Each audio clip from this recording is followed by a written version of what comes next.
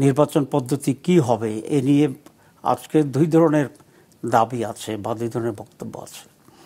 একটা হচ্ছে ট্র্যাডিশনাল ওয়েতে যে নির্বাচনগুলো গত 54 বছর হয়ে আসছে সেরকম, আরেকটি নতুন করে আমরা বলছি এটা একটা পিআর পদ্ধতিতে ইলেকশন হবে।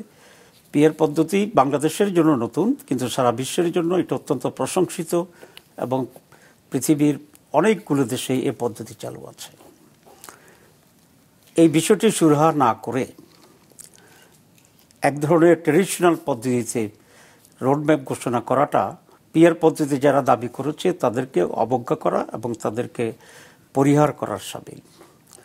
2 নম্বর কথা হচ্ছে, এর আগে চিফ ইলেকশন কমিশনার এবং তার একজন কমিশনার বলেছেন যে পিআর পদ্ধতি যেহেতু সংবিধানে নেই সে ভিত্তিতে আমরা নির্বাচন করতে পারি না।